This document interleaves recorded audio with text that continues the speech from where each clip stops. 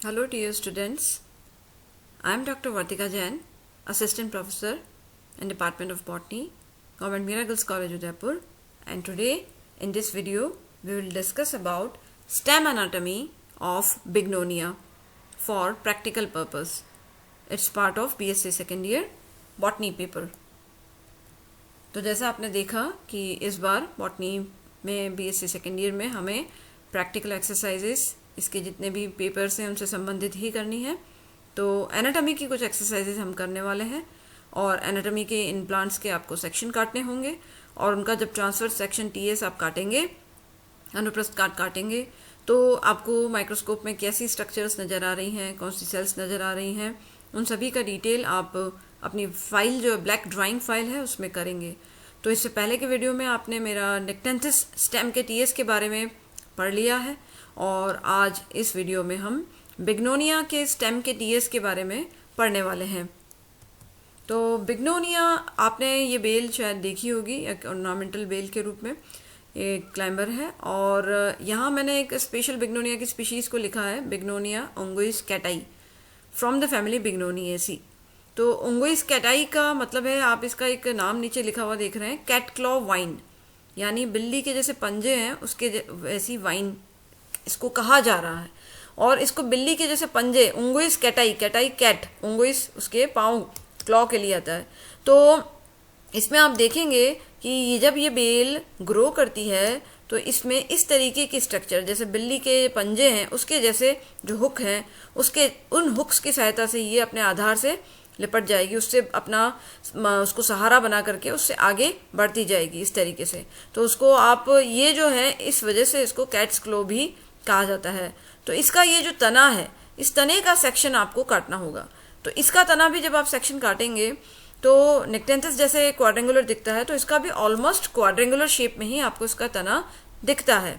तो अब हम इसकी एनाटॉमी यानी इसकी इंटरनल स्ट्रक्चर की बात करें कि जब आप इसका ट्रांसफर सेक्शन काटेंगे तो आपको क्या दिखेगा। तो ये जब इसका TS काटा जाता है इसके तने का, तो ये इसका आउटलाइन डायग्राम यहाँ पे दिखा रखा है। और जैसा मैंने बताया कि जो जैसे नॉर्मल द्विबीजपत्री पौधों के तने होते हैं, उस डाइकॉट स्टेम का जब आप स्टेम का सेक्शन काट रहे हैं तो आपको क्या दिखता है, एपिडर्मिस दिख सकती है, देन उसके बाद हाइपोडर्मिस दिख सकती है, कॉर्टेक्स दिखेगा, एंडोडर्मिस, पेरिसाइकिल दिखेगी, देन उसके बाद आपको वेस्कुलर बंडल्स दिखेंगे जिसमें जाइलम, फ्लोएम, कैम्बियम होगा और अंदर पित्त दिखेगा। तो यहाँ इसके अंदर इस डायग्राम में आप देख रहे हैं कि ये सब चीज़ें तो दिख ही रही हैं, परंतु उसमें कुछ चीज़ खास और बात दिख रही है जो इसके अंदर स्पेशल फीचर है और जिस वजह से हम इस बिग्नोनिया स्टेम का ही TS पढ़ रहे हैं, वो है फ्लोएम वेज। या आप यहाँ पे देख रहे हैं ये 4 कोने हैं, फर्स्ट, सेकंड, थर्ड और ये हो गया फोर्थ।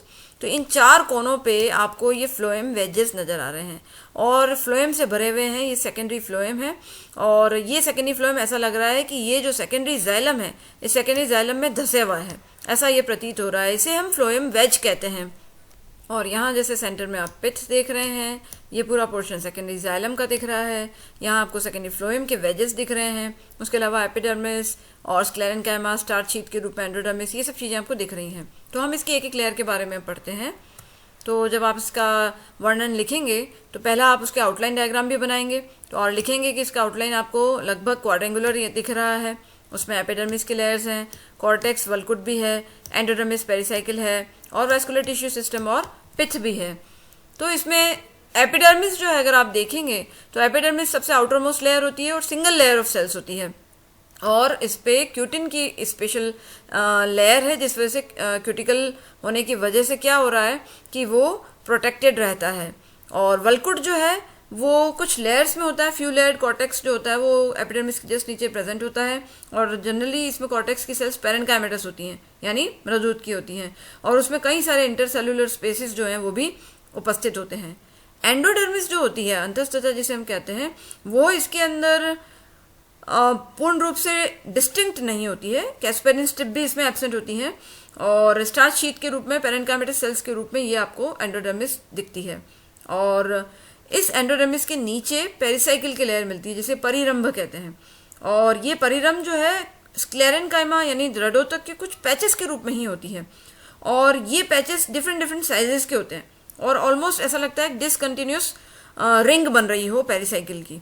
तो पूर्ण रूप से रिंग नहीं बन रही है, डिसकंटिन्यूस रिंग के रूप में स्क्लेरेन्काइमा की बनी हुई पेरिसाइकिल इसमें उपस्थित होती है। देन उसके बाद आता है मुख्यतः vascular tissue system. Vascular tissue system तो पेरिसाइकिल के नीचे ही मिलेगा, और उसमें सबसे पहले आप देखेंगे कि प्राइमरी फ्लोएम। तो प्राइमरी फ्लोएम जो है वो तो छोटा सा और क्रश्ड पैचेस के रूप में दिखेगा पेरिसाइकिल के बिल्कुल पास। देन उसके बाद आप देखेंगे कि सेकेंडरी जाइलम जो है वो 4 प्लेसेस पे ग्रूव्ड है, जो हमने अभी उसके आउटलाइन डायग्राम में देखा था। और वो जो ग्रूविंग है, उस ग्रूविंग में फ्लोएम वेजेस मिल रहे हैं। क्या होता है कि सेकेंडरी फ्लोएम जो है वो एक कंप्लीट रिंग में मिलता है, और सेकेंडरी जाइलम के अंदर 4 जगह, 4 डायगोनल जो रीजन्स हैं विकर्णीय स्थानों पर, ये उसमें सेकेंडरी जाइलम में बिल्कुल इंट्रूड करते हुए दिखता है और एक यू शेप्ड स्ट्रक्चर बनाता है। तो उसे हम फ्लोएम वेज कहते हैं, और ये ड्यूरिंग सेकेंडरी ग्रोथ हो रहा है, इसलिए इसके अंदर इसको हम कहेंगे सेकेंडरी एबनॉर्मल स्ट्रक्चर इसमें उपस्थित होती है, जो नॉर्मली दूसरे द्विबीजपत्री पौधों में नहीं मिलती है। तो इसके साथ में आप देखेंगे, अगर कैम्बियम की बात करें तो एक सिंगल लेयर यूनिस्टेटस कैम्बियम मिल रहा है, जो कि फ्लोएम और जाइलम को सेपरेट करता है, और जहां वेजेस होते हैं उस रीजन में ये डिप्रेस रहता है। प्राइमरी जाइलम तो नेचुरली पिच के पास ही मिलेगा। वेस्कुलर बंडल्स नॉर्मल जैसे द्विबीजपत्री तने में होते हैं, कंजॉइंट, संयुक्त, कोलेट्रल, संपार्श्विक, एंड डार्क यानी अंतःआदिदारुक और ओपन होते हैं। कैम्बियम उपस्थित है, सेकेंडरी ग्रोथ होती है इसमें। और पिथ बिल्कुल वेल डिफाइंड, आपने देखा बिल्कुल सेंटर के अंदर ये जैसे पिथ मिल रहा है, वेल डिफाइंड है, पेरेन्काइमेटस होता है। तो ये इसका सेलुलर डायग्राम को भी आपको बनाना होगा, क्योंकि माइक्रोस्कोप के नीचे जब आप देखते हैं सेक्शन को तो आपको सेल्स भी दिखती हैं। तो आप देख रहे हैं बाहर क्यूटिकल है, उसके बाद एपिडर्मिस की लेयर्स दिख रही हैं, उसके बाद जो कॉर्टेक्स है वो पेरेन्काइमा का है, कोई लेयर्स में है, और स्टार्च शीट के रूप में इसके अंदर एंडोडर्मिस भी दिख रही है। स्क्लेरेन्काइमा के कुछ पैचेस भी मिल रहे हैं जो पेरिसाइकिल को रिप्रेजेंट कर रहे हैं। और उसके बाद देख रहे हैं प्राइमरी फ्लोएम जो है वो यहाँ पे इसके पास है, परंतु उसके बाद इसके अंदर ये पूरा सेकेंडरी जाइलम का जोन है। सेकेंडरी जाइलम के अंदर आप देख रहे हैं कि ये जो 4 डायगोनल रीजन है उसमें आपको फ्लोएम के वेज दिख रहे हैं, और ये जो फ्लोएम के जो वेज हैं, ये इसके अंदर क्या हो रहा है कि इस वेज क्षेत्र के अंदर सेकेंडरी फ्लोएम मिल रहा है, और ये सेकेंडरी फ्लोएम जो है यू शेप में एक यू शेप का एक ये वेज यहाँ पे बना रहा है, और ऐसा लग रहा है धसा हुआ है। किस में धसा हुआ है? सेकेंडरी जाइलम में धसा हुआ है। और उसके अलावा प्राइमरी जाइलम पिथ के नज़दीक है, और ये सेंटर में पेरेन्काइमा का पिथ बना हुआ है। तो ये बिग्नोनिया का स्टेम है। तो स्पेशल फीचर क्या है कि इसमें अबनॉर्मल सेकेंडरी ग्रोथ होती है, क्योंकि जब अगर नॉर्मल सेकेंडरी ग्रोथ होती तो इवनली आप उसमें सेकेंडरी फ्लोएम और सेकेंडरी जाइलम आपको दिखना चाहिए था, परंतु यहाँ क्या हो रहा है, सेकेंडरी जाइलम का जो सिलेंडर है वो रिज और फरो दोनों आपको इसमें मिल रही हैं, उभार और गर्त मिल रहे हैं। क्यों हो रहा है? क्योंकि अब कैम्बियम की एक्टिविटी अबनॉर्मल होती है। इनिशियली तो कैम्बियम नॉर्मल तरीके से अंदर सेकेंडरी जाइलम बना रहा है, बाहर सेकेंडरी फ्लोएम बना रहा है, एक रिंग में बना रहा है, परंतु बाद में क्या होता है, कैम्बियम अपनी एक्टिविटी थोड़ी अबनॉर्मल कर लेता है। क्या करता है कि 4 स्थानों पे वो बाहर की तरफ ज्यादा मात्रा में फ्लोएम बनाने लगता है, और उसी एरिया में अंदर की तरफ सेकेंडरी जाइलम की मात्रा कम होती है। तो क्या होता है कि बाहर सेकेंडरी फ्लोएम इकट्ठा हो जाता है, और अंदर जो है सेकेंडरी जाइलम बहुत कम बनता है। तो जब जाइलम जो है वो कम बना है और बाहर की तरफ सेकेंडरी फ्लोएम जो है वो ज़्यादा बना है, तो बाहर का ये जो है वो यू शेप का एक वेज बना देता है, और इसके बाहर की तरफ क्या है, सेकेंडरी जाइलम तो है ही, तो वो इसके ये फ्लोएम का जो पूरा पोर्शन है वो इसमें धसा हुआ नजर आ रहा है। तो ये क्यों हो रहा है? 4 कोनों पे हो रहा है, और ये कैम्बियम की अबनॉर्मल एक्टिविटी के कारण हो रहा है ड्यूरिंग सेकेंडरी ग्रोथ, इसीलिए इसको सेकेंडरी अबनॉर्मल स्ट्रक्चर या सेकेंडरी अनॉमली कहते हैं, द्वितीयक असंगत संरचना। तो बिग्नोनिया के स्टेम में ओनली सेकेंडरी अबनॉर्मल स्ट्रक्चर उपस्थित होती है। जैसे निक्टेंथस में आपने ओनली प्राइमरी अनॉमली देखी थी, बिग्नोनिया में ओनली सेकेंडरी अनॉमली आपको इसके तने में दिख रही है।